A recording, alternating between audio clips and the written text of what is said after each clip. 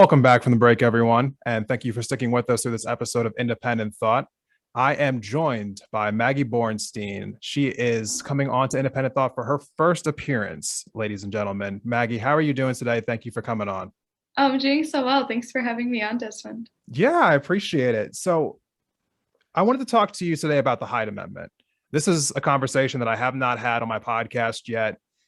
The just the abortion topic in general is something that is very polarizing, and it's a conversation that is very relevant in today's country, especially what we saw with Texas down just a couple of weeks ago. But before I kind of get into Texas and abortion as a whole, I want to talk more specifically about the Hyde Amendment. So for those who are unfamiliar with it, can you explain what exactly it is and what are your feelings on it? Like what's your position on it? Sure. So the Hyde Amendment came to be. It was included in the federal budget the first time it was passed, shortly after Roe versus Wade was passed, as a way to sort of minimize the impact Roe could have in terms of abortion access. It's a federal prohibition on using federal funds to support abortion in the United States. And a lot of us probably are like, what does that mean? It means that United States military members and veterans, those who live on reservations because their health care is provided through Indian Health Services, which is through the federal government, Peace Corps volunteers and members of or residents of the District of Columbia cannot access abortion that is financed in a way that their healthcare is traditionally financed, which, given the way that healthcare exists in the United States and that it is costly, it basically cuts off access for those populations specifically. Right. So the question that I want to ask more specifically is, with this restriction on abortion funding, who do we see that is the most impacted by this? Like, who are the people who are like mostly going to be caught without health care because of this amendment? Sure. I think that's the reason I feel so negatively about Hyde and why progressively more folks are feeling like Hyde has to go is because low income people, people of color, and people in rural places, specifically rural reservation communities, are most impacted by the Hyde Amendment, which another component of Hyde is that states can implement Hyde adjacent legislation, which allows states to ban the use of Medicaid funding for abortion. And so there are other specific areas of the country in which, people who depend on, state healthcare cannot access abortion. And so a lot of those folks tend to be obviously low income, and specifically it targets a lot of like Black, Indigenous, people of color, communities that are compromised or comprised mostly of those folks. Right. And so we're seeing, especially, with those who are living on reservations, they can't get care on the reservation itself. Is that correct? Yeah, it's actually extremely alarming. So there is a component of Hyde that says in the event that without an abortion, someone's life would be at risk or jeopardized, that providers are allowed to provide an abortion. But a 2002 report, it was created by the Native American Women's Health Education Resource Center, it's a big long name, found that 85% of Indian Health Services facilities were not compliant with the exception laws. And so that in a lot of cases, the majority of cases where somebody's life was at risk, they were still not providing abortion because of the way that Hyde exists and threatens what is best for people's healthcare. I don't know about you, but I would like to know that when my doctor is providing healthcare, they're doing what is best for me and not out of fear of policy and repercussions for doing what is right. And so it is true, and it's the reason why in Montana, it's a big part of the reason why in Montana, the average Montanan who's accessing an abortion has to drive very high above the national average to get an abortion compared to other places in the country. Right. And I think one of the things that I hear, time and time again is that, if you just put restrictions on abortions, if you outlaw abortion one way or another, that it's not going to really going to stop abortions. It's just going to stop people from having safe abortions. Now, the question that I really have here is what exactly is the effects of legislation like this? I guess, in a broad sense, like how many like women are we seeing that are going to be, I guess, impacted by this, and what exactly happens like when they need to go get an abortion? Yeah, I think it's important to recognize it's like a lot of women are the folks getting abortion, but it's also like two-spirit individuals, transgender men. There's a lot of people who receive abortions, non-binary people, and so that can make somebody's experience very different and unique. And so people already have like perceived barriers based on identity that can create challenges in addition to, for example, religious identity. Though we know that like a lot of people who are religious, who are Catholic, get abortions. But outside of like the perceived barriers that we have based on who we are, what happens is that people have to drive hundreds and hundreds of miles.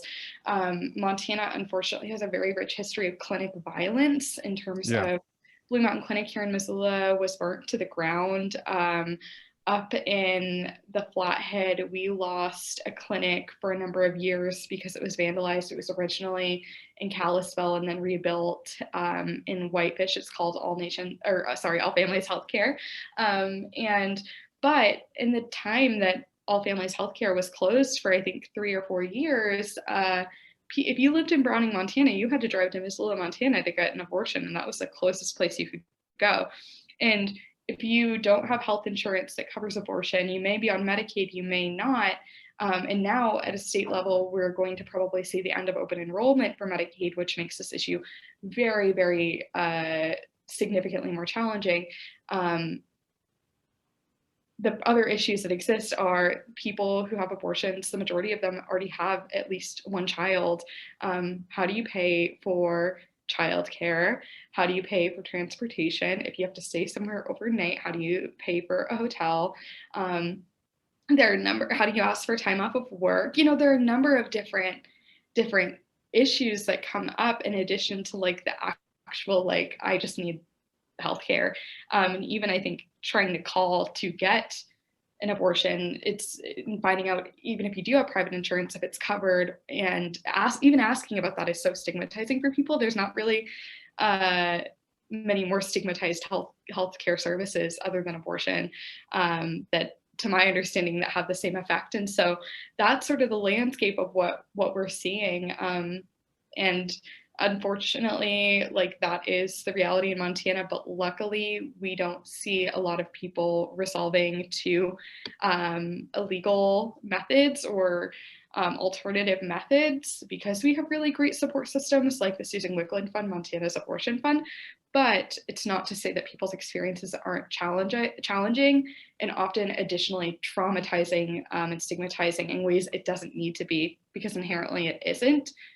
But the way that we have created the situation to be, because of the barriers that exist, we make people feel more badly than they ever need to. Yeah, and it does seem that when women are, or people in general are just put in a situation where they're, thinking about whether or not they need to get an abortion or want to get an abortion, they already have to feel that social pressure of, feeling that stigma. Am I a bad person for feeling that way? Could you speak to that directly? Like, did you feel any of that kind of pressure when you were, like thinking about whether or not you were going to get an abortion? Yeah, it was interesting because I had been like volunteering with Planned Parenthood from the time I was 15 years old, like lobbying for comprehensive sex education and to have privatized bills for minors so that their guardians wouldn't see the services that they were accessing when they were considered like sensitive services. And I, for my entire adult life, said I am 1,000% pro-choice. But I don't think if it were to come to me that I would make that choice. And I've literally been to like a Planned Parenthood national conference, and I'm so pro-choice. But when it happened to me that I found out I was pregnant and I got an abortion, the actual experience itself was one of the most, like the medical experience is one of the most empowering situations I had found myself in. I've never received more like humanistic medical care where I felt like that my providers cared about me and they wanted what was best for me. And were confident that like I knew what was best for me, and that's not something that we always feel in the medical world. And so I think that a lot of when people have the feelings that I did comes from the way that the anti-choice movement is really good at what they do in stigmatizing abortion to make you think it's going to be something that it's not, that it's going to be violent and painful and horrifying. And in reality, it was a very like run of the mill medical procedure. It's actually safer than most dental surgeries. And so most folks don't know that. And so after I made that decision, I said, you know, I would easily make it again if I were to find myself in that position. And I knew immediately it was what I needed to do, but I created a lot of weight for myself that I didn't need to. And I think a lot of people share in that. Yeah, and it seems as though it can be a very unique situation for a number of different people who aren't sure how they're supposed to feel or what they're supposed to do. We just now have seen we're seeing like across the country restrictions being put into place. I mean, Georgia, Arkansas, Mississippi, Missouri, Texas, most notably, these quote unquote like heartbeat bills that are being put into place. There's a couple different questions I want to ask you about it, but I guess the first one is, we're in the state of Montana currently. Do you think that a bill like that could ever come through our state? Like, what exactly would happen if they tried that here in Montana? It's interesting because I'm a person with a specific passion around this issue and a person who has done the tangible, like legislative organizing, and I have a good understanding of the state government, the landscape of our state legislature. And even with the extremism in our state legislature, it would almost immediately face an injunction in Montana because we ratified our constitution. So basically revised it or created a new one around when Roe was being ruled. And at that time, the right to privacy was coded to mean, right to choice in a way that the way you and I read that now, it doesn't read as clearly now, but when it was written, it was so obvious. And then what ensued was a really, really strong judicial precedent around abortion in Montana. And many would argue we actually have one of the strongest right to privacy in the country. And so we saw a couple different rulings around abortion, including one of the most notable is like Jeanette R versus Ellery, gosh, sorry. And that's in 1995. And then Armstrong versus State in 99, which those two were really, really quintessential in affirming the right to abortion, not just on paper, but in tangible practice, that limitations are hard to come by in Montana because of our right to privacy. One of those cases was around if physician's assistants could perform abortion in Montana. If that had gone to the United States Supreme Court, it would have ruled outside of our favor. But in Montana, we ruled that physician's assistants could perform abortion in Montana. And that is like, it seems kind of silly. And you're like, how is that relevant? Well, it's something that will protect our right to abortion for decades, even if we lost Roe. Yeah, and that's something that I think that a lot of people are concerned about, especially during this time where we're seeing certain state governors, I guess, more or less flex their power. And I guess now that brings me to the next question I wanted to ask you is, given what we're seeing in these states and how the Supreme Court, I guess, more or less ruled but didn't rule on it by not ruling on it in their little shadow docket, where do you think this is all heading, just personally? Do you believe that the Supreme Court is about to essentially rule to overturn Roe v. Wade, and what kind of impact will we see from that? I cannot be sure what the Supreme Court will or will not do. It was interesting. I was asked this when Amy Coney Barrett's nomination was up. I gave a presentation on this topic, and that was where most of the questions were heading. And unfortunately, I'm not a mind reader of the courts, but I think if you're a Montanan listening to this who has anxiety, to know that the courts in Montana are on our side. And it's not to say that Montana has the most liberal Supreme Court by any means. It's our Supreme Court functions exactly how it should, and that we have a good constitution and a strong judicial precedent to protect your rights. It's interesting, we actually see, I think about 9 to 11%, it varies in any given year, of abortions that take place in Montana are actually from people who don't live here. And that's a pretty high number. I mean, that's almost like 1 in 10. And part of that is because our neighboring states have way more strict restrictions around abortion because they don't have that strong judicial precedent and that strong constitution like how we do. And so, I mean, if we lost Roe, we would see an outright ban on abortion in Idaho, North Dakota, South Dakota, Wyoming, every neighboring state that we have for the most part. And so, what would happen most certainly if we lost Roe would be an increase in travel to Montana for abortion. But I can't say. I don't know what the courts will do. I would hope that they wouldn't go back on a 50-year ruling, but who's to say? Right. And I think that's actually one of the questions that I kind of want to almost like bring to an end here. With the Hyde Amendment still, I guess, more or less being in place currently. And I think also one of the things that you had mentioned prior when we talked about this was that there used to be like 20 like clinics in Montana that had abortion services. Now there's only 5. Am I correct with that? Yes. And so if that were to happen and we saw this, a potential influx of people coming into the state here, how are these clinics supposed to maintain under that kind of strain? And like, where does the funding come from if it's not coming from the federal government? It's really challenging. So like private insurance, I have a private insurer, which when I contacted Blue Mountain Clinic to get an abortion and I told them my insurer, I had previously contacted my insurer before calling them. And they called me back to confirm with my insurer and they were shocked, literally shocked because of how rare it is for private insurance to cover abortion. And typically private insurance signals some type of privilege. Like I have it through my parent. I'm not by any means like wealthy or, a high earner by any means, but it is so rare that it's through private insurance. Medicaid does provide some certainty in Montana because Medicaid does cover abortion, but the issue is that we might lose open enrollment, which that will like really worsen this issue. And it's hard to pay out of pocket because you're looking at $500 to $600 more. And so what tends to happen with a lot of like equity-based healthcare practices, this is kind of bizarre, is that sometimes healthcare agencies will charge more to those with insurance than those without.